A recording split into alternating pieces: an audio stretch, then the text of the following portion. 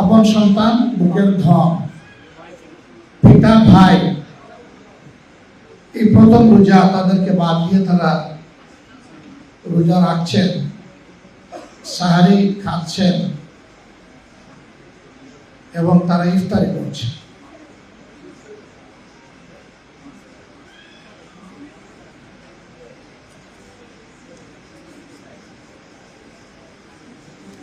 আমার বিশ্বাস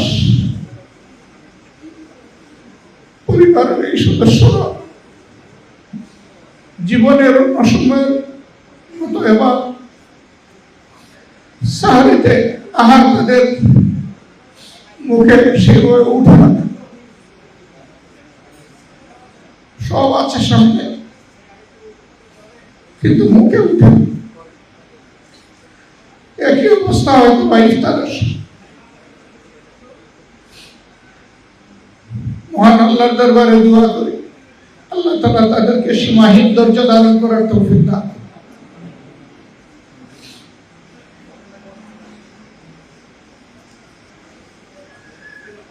আমাদের প্রত্যেকেরই এক একটা ক্ষুদ্র পরিবার আছে, কারো মা বাবা সহ স্ত্রী, পুত্র কন্যা, ভাই, কারো হয়তো আরো ছোট। আমরা চেষ্টা করি সাহারি এবং ইফতার একসাথে বসে, এই শহীদ পরিবারগুলোও চেষ্টা করে, কিন্তু ওই একটা আসন খালি।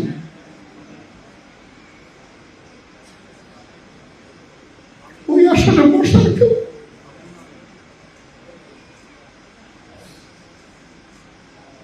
মহান আল্লাহর দরবারে দোয়া করে আল্লাহ যেন ওই আসন একজন রহমতের ফেরেশতা দিয়ে পূরণ করে দেয়।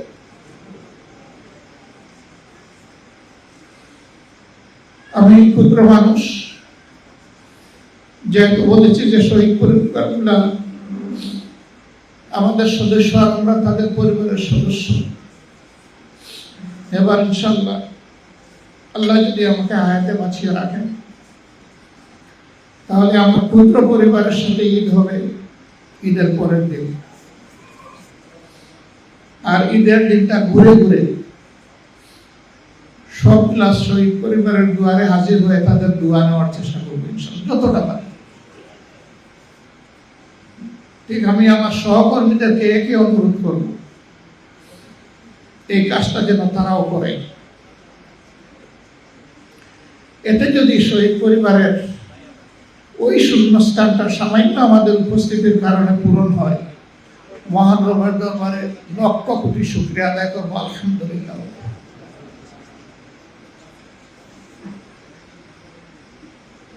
আজকে মানুষ মুখ খুলে কথা বলতে পারছে, কিছুটা স্বস্তির সাথে চলাফেরা করতে পারছে, যে শহীদ এবং আহত ভাই বোনদের ত্যাগের বিনিময়ে। আমি দেশবাসীকে অনুরোধ করব, তাদের জীবন এবং রক্তের সাথে আমরা যেন এমন কোনো কাজ না করি যেটা তাদের রক্ত এবং জীবন অপমানিত হয়। আমরা যেন সর্বোচ্চ সম্মানের জায়গায় তাদেরকে ধারণ করে রাখতে পারি। আল্লাহ যেন এই তৌফিক দান করেন।